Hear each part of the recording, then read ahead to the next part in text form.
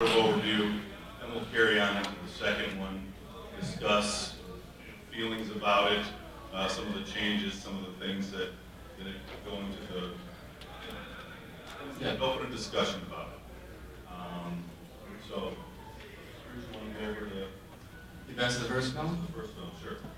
So, like I said, the events of the first film, it starts off with our favorite, most Australian-sounding American,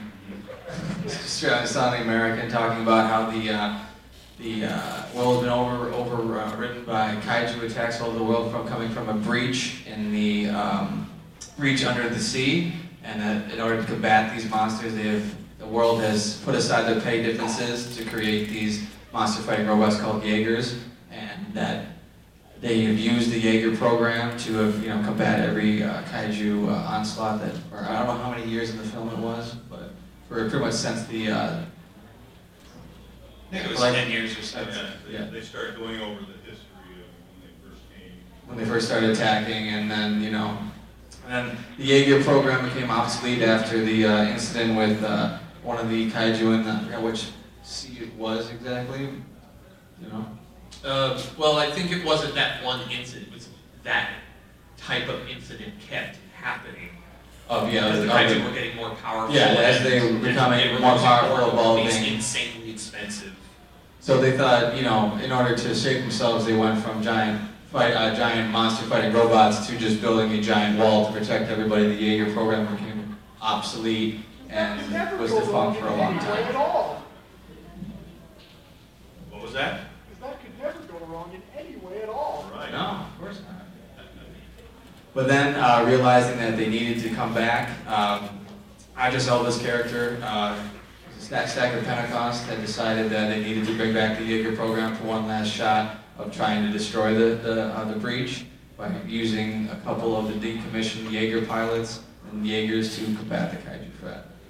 And in doing so, they brought back Charlie Beckett and the other characters to combat. Ended up being like 4 kaiju in the movie or so. The different. In the first one? Yeah, the first one. Oh, there's more than 4. No, I meant. Come on, man. You're doing this to me up here. I mean, how many in the last scene? Yeah, we're talking about. Yeah. 3. Right. Yeah. Combating the last 3.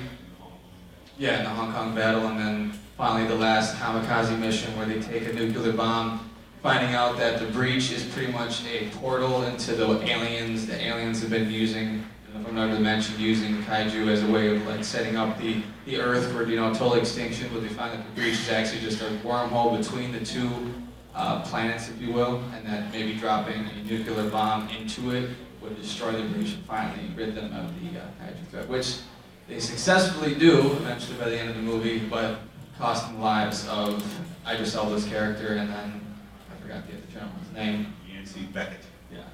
And so-called destroying and taking care of the kaiju threat, once and for all. But you got the cheat sheet there. I need this cheat sheet. But then destroying the kaiju threat once and for all. But of course, as we can see by this movie, that did not happen. So, as we know, the first film was made by Benicio del Toro. Guillermo del Toro. I knew I was going to do that. Yeah, he's looking at the right. Right. Yeah. You okay there? All I can think about is that outtake from Last Jedi where he gets his But yeah, Guillermo del Toro, Academy Award winner, Guillermo del Toro.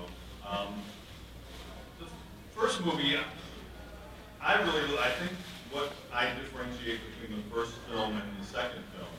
I think the first film is strong with Idris Elba. I mean, the gravitas of that character.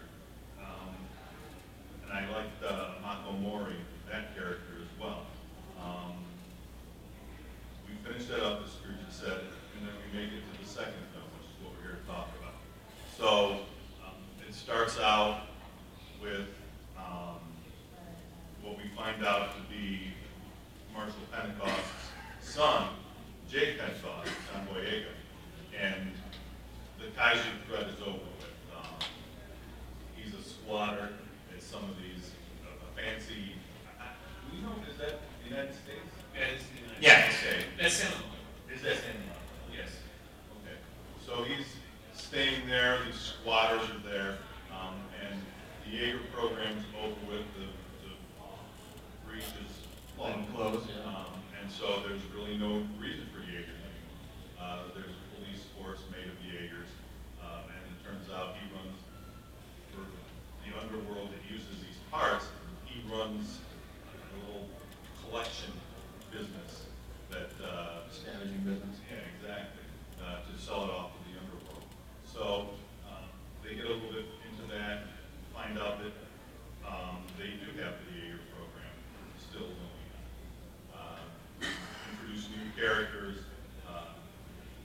Nate Lambert, who is Clint Eastwood's son, Scott.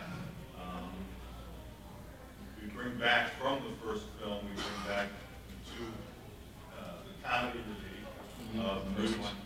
Newton Gottlieb. Yes, exactly.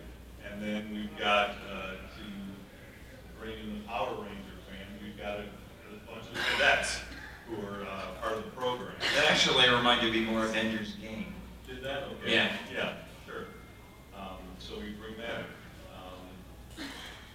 Want to take a little bit of, or go over a little bit of feelings about this, or how that worked out? The movie itself, or? Yeah. Has everybody seen the second one in here? Yes? Okay. Okay. So everybody see, raise your hands if everyone's seen Pacific Rim 2? Okay. Alright. So I think the next, well, I would say, I'll just throw this out there. There's going to be spoilers. Yes. Yes. Spoiler warning. so, okay, so spoiler alert, this movie sucked, in my opinion. That's my opinion. Okay, listen. So, if you, I can start. If you want to start with thoughts about the film. I enjoyed the first one a lot. I loved the first, like for what it is. It did what it set out to do. I mean, pretty much it was Del Toro's just like love letter to everything that has made him, happy who he is as a filmmaker. Giant monsters, kaiju, giant robots and everything, Japanese culture, all that. I mean, that was his love letter to all the stuff that he loves as a filmmaker. And it's like, it did exactly what it was supposed to do. Was it the best movie ever? No. Acting fantastic? No. But you had a lot of good, grounded things and, good performances by, Idris Elba and I forget the Japanese actress's name, but who plays Malco. You have a couple different, characters, Charlie Day and someone who plays the other scientist character. We had, some good acting performances. And Ron Perlman. Yeah, of course. Yeah. Of course, Ron Yes. Perlman. Yeah. Of course, Ron Hannibal Perlman. Chow. Right. And this movie says, hey, you like all that stuff? Well, it ain't gonna be in this movie.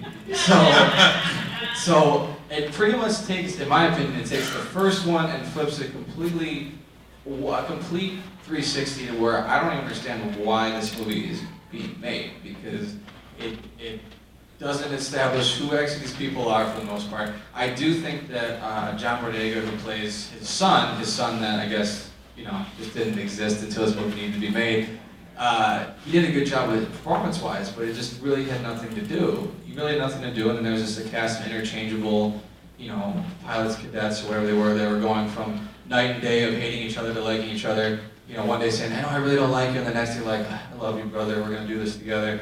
And then, as much as I love Clint Eastwood, his son, that poor guy, what he's doing exactly, but he tried to spend the entire film not trying to act like his father by going, he's like, we gotta stop the kaiju. He's doing, Clint Eastwood face, and and then on final thing would be is that acting, pacing aside, what we'll come to see, giant monsters, giant robots punching each other and beating the living piss out of each other. That barely even happens in the film. The kaiju, like the actual kaiju in a battle, did not happen until like 2/3 of the movie already over. And as opposed to like Pacific Rim, the first one, it was paced out where you had at least a battle in the beginning and the middle, and then finally the end. You had like big showpieces to look forward to in the film. This was more like I kept sitting there waiting. All right, there's gonna be something. There's gonna be something, and I'm still left feeling unsatisfied myself. So you were satisfied with John Boyega's ice cream social? Oh my gosh.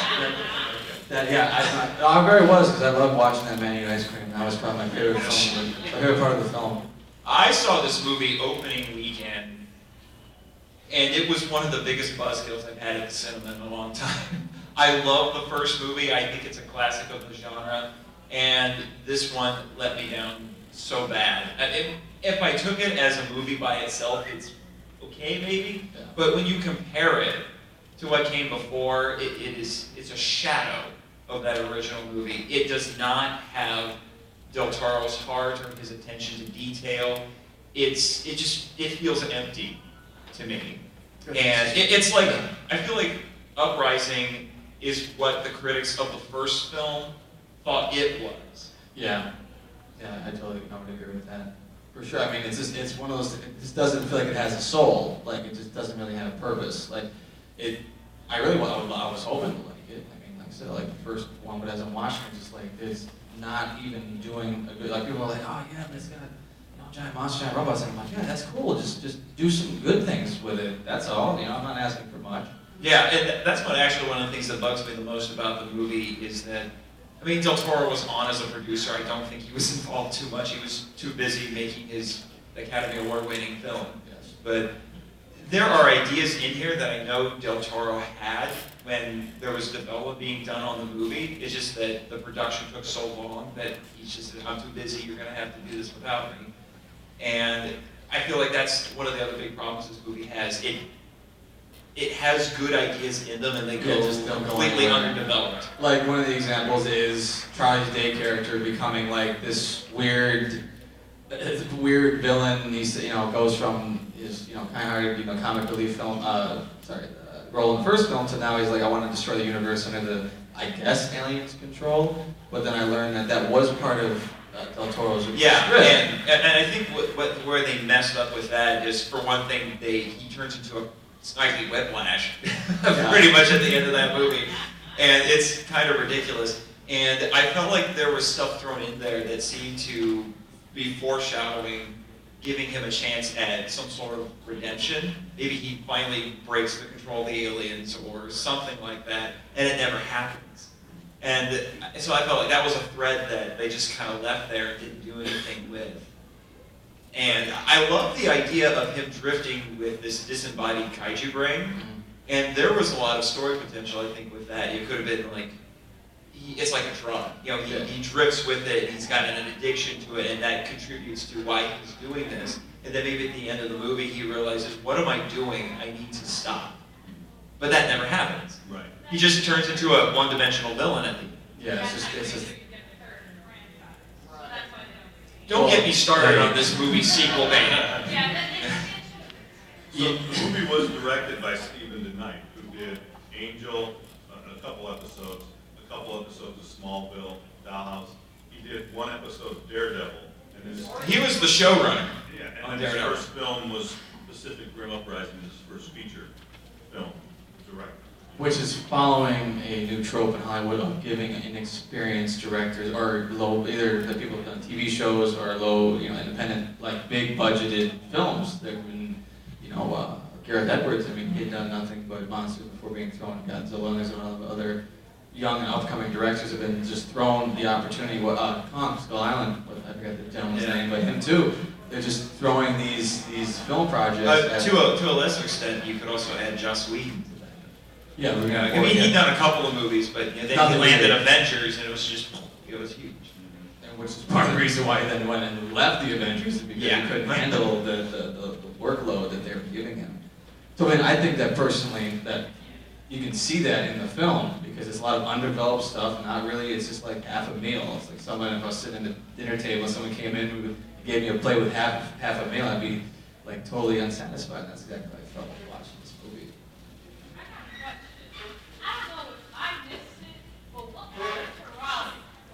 Well, that was They never explain it. I got the answer.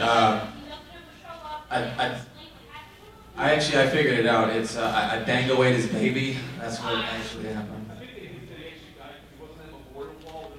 Oh, was he on that wall? Okay. I don't remember seeing him on the wall. I would have thought that was something they want to make explicit, that the hero of the first movie is dead now. Well, although speaking of character death, do we want to address that? Right. The moment, spoiler warning, the moment Mako died, I turned against the movie. I was like, you just killed the best character, other than maybe Stacker Pentecost, from the first movie, the heart and soul of that first movie, after she does practically nothing in this. She could have been any other character, and it wouldn't have mattered. She contributes nothing that is uniquely Mako. And then you just kill her off like it doesn't matter. And then what really ticked me off is I kind of started to think once that you got to the Sydney scene, like she's in a helicopter and they're all this, there's probably going to be a fight here. You're going to kill her, aren't you? And then I was worried the whole time. And then they tease you. There's like a couple of near misses with the helicopter. Like, okay, it didn't happen. Oh wait, now she's dead. I'm done. Well, they Bryan Cranston. They Bryan Cranston very much. Except Bryan Cranston actually contributed things to that movie. No, but still, I mean, does anyone actually hear for Bryan Cranston's death? I mean, as soon as it happens, it's like, well, this movie just went off the rails for me because he could have been, just like in the first Pacific Rim, Stacker Pentecost's role was all the way up to the end where he sacrificed himself. That was justified in that he was in the entire film, important part of the film. It's like, if you're going to kill Malcolm Watch, could have done it like at the end or something, but she literally was in the movie for like two scenes, and one of my favorite parts of the film is when he totally misses the plane, and he gets out of the Jaeger to go check on it. Like, I don't know why he runs. This is probably actually a good time to transition to the economics, if you will, behind this film. Yeah, let's talk about the most important fact. Fucking Anaheim Electronics is Language. There are children of this con. Anyways, so right after Godzilla was released by Legendary, thank you. They basically got straight up bought out by a large Chinese corporation. Yeah, I don't recall either. Yeah. There we go, well done. Thank you. And so, one of the big things in Hollywood now is trying to get films into China. And I think a lot of people don't understand that that's actually a lot more difficult than people think. There's basically 3 ways to get your film into China. The first way is licensing. You not licensing, you just sell the rights. Basically, you say for a lump sum, you have the rights to distribute this movie in China. Here you go. The second way is by licensing, and the third way is joint project. And joint project is the way you want to do it because that will make you the most money. The other two methods, the first method, you just get a lump sum of money. The second method, there is an actual legal limit on how high it can go. I think I want to say 23% you can keep 23% of the revenues if you do licensing in China. So if you want to keep your profit, you need to do 50-50. And that basically means you have to work with a Chinese studio. The Chinese studio has to provide 40% of the investment into the film, and there's a bunch of other rules. And a lot of those rules are kind of influencing a lot of films. Like one of the rules is what is it? You have to have one Chinese national. You have to have a character who's a Chinese national. That's why a lot of these films suddenly have these Chinese actors in them. It's not because, they think they're good actors. So a lot of them are. That's why there was the Chinese scientist in Skull Island. Yes, it's why. Who's also in This this movie. Yeah, the same actress. Right, and you get that kind of stuff. And so, one of the things that makes Pacific Rim 2 really interesting, for me at least, is this is one of the most Chinese-looking films I have ever seen that's not from China. And I don't mean that in necessarily a derisive way, but I do mean it in I watch lots of Chinese films, and they range from absolutely atrocious to, hey, this is actually really good. And there are just a lot of weirdly subtle things that go on in Chinese films, both because of the culture of China, and also because of this thing known as, I forget its official name, but there's basically a censorship board that allows you to play movies in China. And if that board says you're not playing in China, you ain't playing in China. So you need to get the approval of that board. So just one weird little subtle thing you'll notice if you watch lots of Chinese films, there's usually 20 or 30 executive producers. Why? Because about 17 of those executive producers are family members of the people on the board. Oh boy. But, I mean, also to give you backstory of why he's explaining all the ins and outs, but it's like, well, why is the Chinese influence such a big deal? It's because there's such a big ongoing market of movies in China that's becoming like a real superpower. I mean, a lot of American films that are doing poorly domestically, so like in the States, they get saved by the international gross outside of the States. So like movies that are doing really bad here could be slowly, losing money, and then they're saved by overseas markets. Which is exactly what happened to the first First Pacific Pacific Rim. Rim, It China. underperformed here, even though I'm sure everybody at this con loves it, but then it made $1 gazillion in China. Yeah, it made pretty much the entire, I think, overseas gross, which came directly from China, and their movie market Pacific Rim is the reason Legendary got bought out by that Chinese company. is because of that. Yeah. And you see that, so that's why you want so he's explaining it very well. It's also like, well, why is it such a big deal? It's because there's a lot of money in the now Chinese market that's now slowly influencing American films over the past years. I mean, you got, ridiculous examples like anyone watched Iron Man 3, and there's a deleted scene where Iron Man just randomly visits China for really no reason at all, except for to please, the Chinese movie market. And then you have like Transformers was last night. A lot of that is set in China. No, I think that was Age of Extinction. They all blend They're together. all the same. I know. But one of them, I'm talking about, the Age of Extinction. It was the Age of Extinction then. Then it had that had a lot of the story was set in China. So like you see this more and more in these studios because they realize how much money is over there. Because if their movie underperforms here, I mean that's a lot of money they could lose out on. But those overseas markets are picking it up. Yeah, and you'll notice in Uprising, there's a lot of Chinese stuff in there. We have Chinese characters, we have a Chinese military presence, a Chinese technological conglomerate is making new Jaeger tech, and those are the big ones. Well, the interesting thing is those are like the obvious clues of the Chinese money, but the thing that really outed it as, like I said, the most Chinese-looking film I've seen outside of China is there's a lot of really subtle things in there. For example, there are lots of scenes of destruction.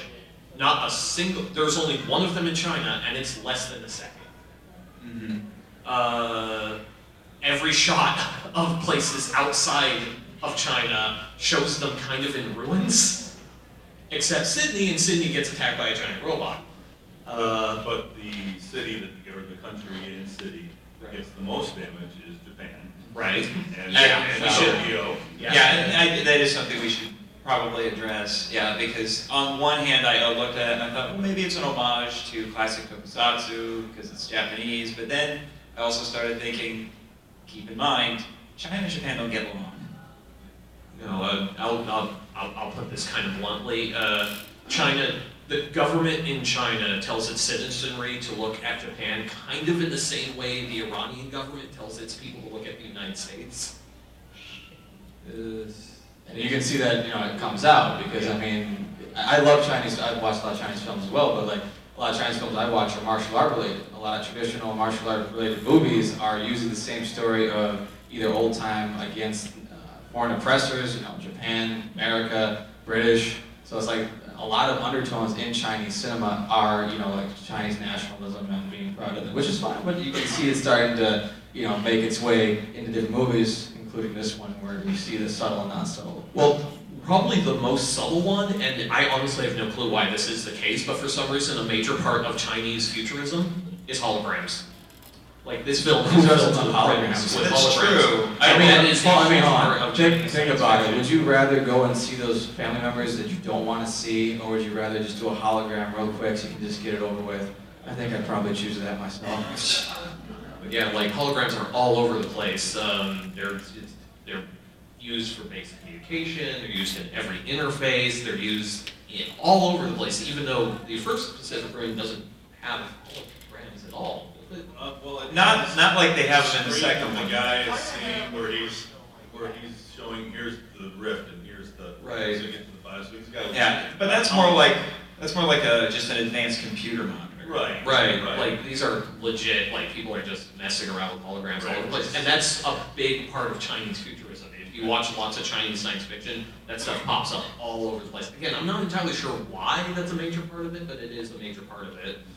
Another thing that was kind of subtle is Tokyo. That is the most Shanghai-looking Tokyo I have ever seen. It was their version of Tokyo. Well, I know that most people will tell you that when you're in downtown Tokyo, Mount Fuji is not right. Well, yeah, Mount Fuji is not downtown Tokyo. Someone got the geography wrong there.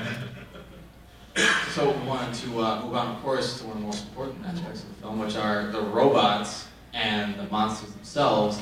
I mean, it's a huge step down for me because it's the best way. But what I loved about Del Toro's Pacific Rim was like it gave weight to every fight scene and every interaction between the robots, either robots and the humans. So like say there was it was a huge part of the first film with being able to be drift compatible, being able to understand how to work the Jaegers properly, and then fighting the kaiju wasn't as simple as it was like you watched the Hong Kong battle with Gypsy Danger, walking through the streets, and you see how like each step has weight to it, as opposed to this, where it's just like it's all thrown out the window, and each person, each robot just seems interchangeable. They don't have any like distinctive features with one another. It's just like different colors. Yeah.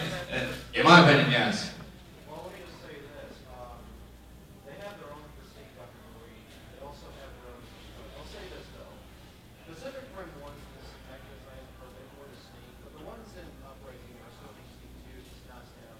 Yeah, it's just not the same. It's just to me, I don't feel like the weight. I feel like I'm watching a video game. Yeah, that was actually my issue with the film as well. And when I was watching it, I felt like I was watching one of the Michael Bay Transformers movies, and I can forgive how the robots move in that because they're only a tenth the size of these Jaegers. Right. These things are supposed to be gigantic. They're not going to move around that well. And the kaiju are the same way. They just kind of move around effortlessly, and you don't get a sense of impact or size or scale and all that. I had to remind myself numerous times that these things are supposed to be 200 feet tall, but they're running around doing Ultraman shenanigans. I mean, Well, one other thing about the robots is that, of course, at the same time Pacific Rim came out, our friends at the Asylum came out with Atlantic Rim. And you compare the two, and vast difference between them.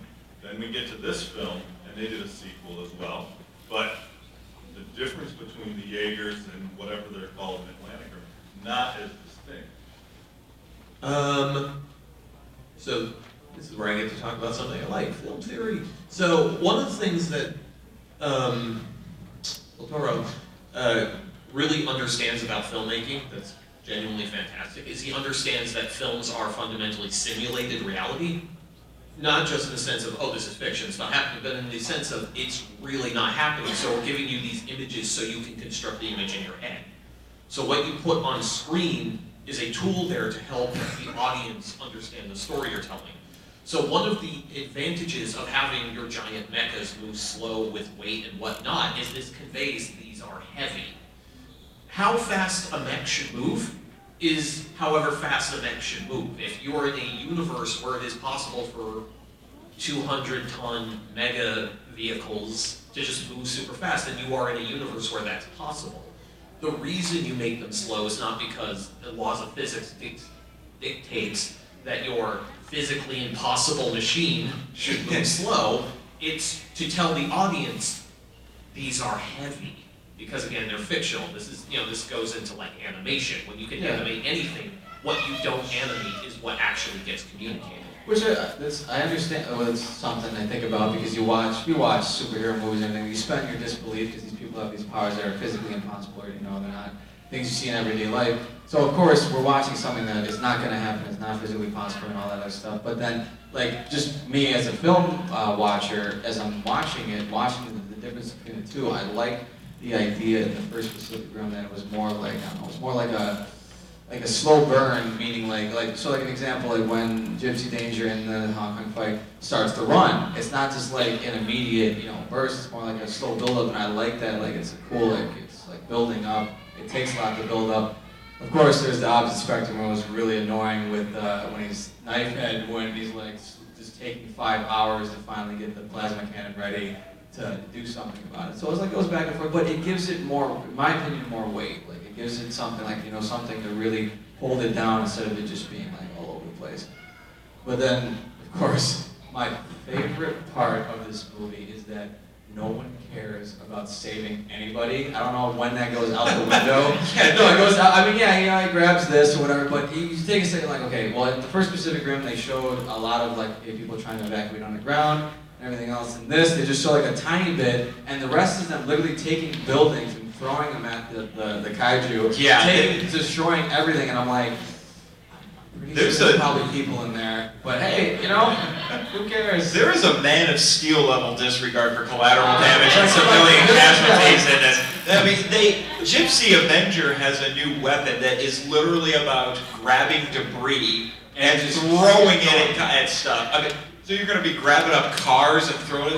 Like, who comes up with a weapon like that? At the beginning of the film, they're like, oh yeah, we're rebuilding the city's great, and then they're like, well, forget that. We're just gonna destroy everything again as much as possible. So like that also took it. Yeah, the term destruction porn came to mind while I was watching this. It was just insane. And on the I just want to say, for me, I felt like the Jaegers in the second one were a lot better than the first one. Only because the first one had more personality had to do with the pilots, I thought. I mean, you could see who they were. I mean, big rush in that. Get the Chinese triple from the cartoon. And in the second movie, it was like teenagers throwing in front of next window. yeah, it was the Real World of Jaegers. You know, it was a bunch of kids, reality show. Well, I have a question for you. Can you actually tell us about those particular pilots besides their ethnicity and what accent they speak? Tell me that. But I mean, there were some characters over there. I should know everything about them. I mean, they're all my good friends. Play poker. Play poker every Friday. One thing I have, one of my pet peeves is when you've got computer animated or even an animation and you suddenly jump into slow motion for effect. Because to me, when you have live action and you go into slow motion, it's to create sort of an animated effect of the live action.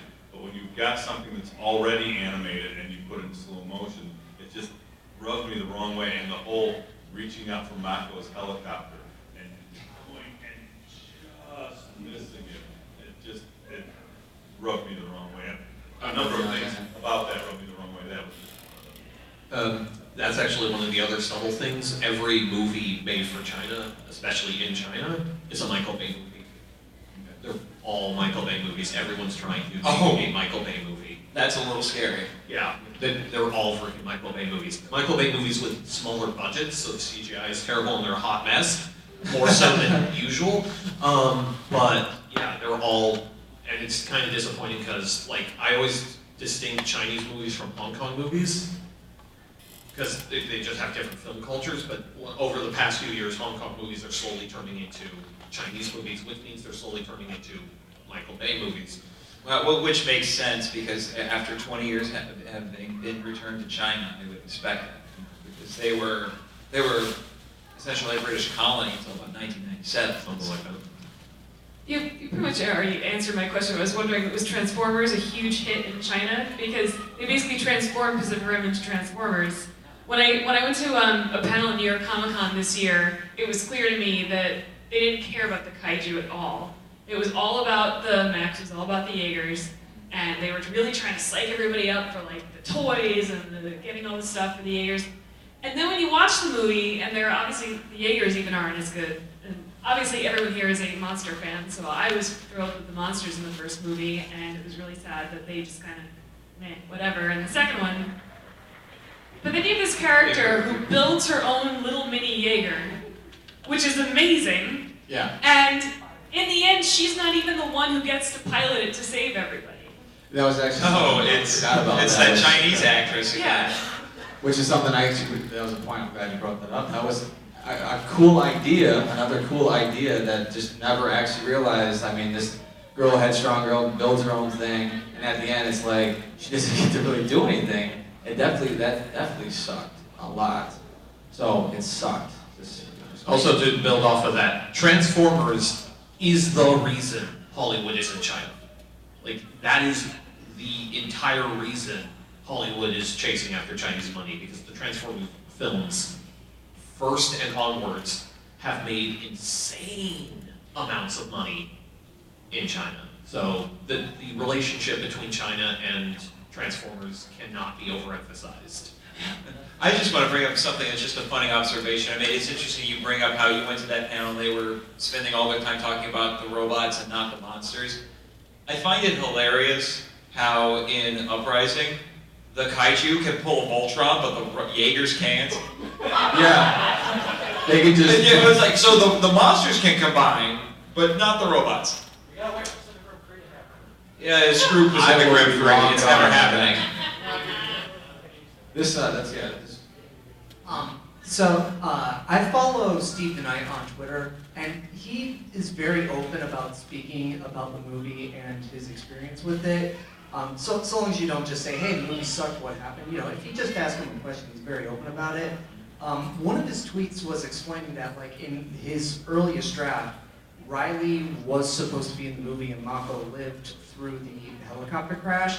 It's just that, from what I gather, I don't think he's technically allowed to say, hey, the studio kind of fuddled with what I wanted to do, but from what we all saw in the movie, it felt like a very, like, okay, this is the studio wanting to make Pacific Rim and not really letting someone make a sequel, you know, like the sequel they No, I want. mean, think about like Del Toro. That was Del Toro's like love child, Pacific Rim. That was his. He wanted to, that was his love letter.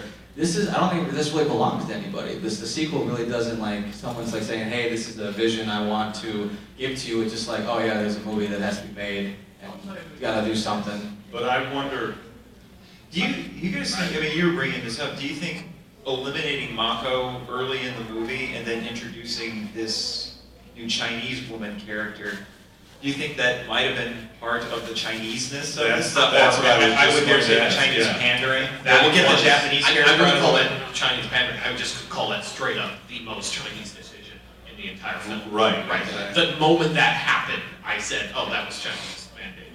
Because a Japanese protagonist in a Chinese film, forget it.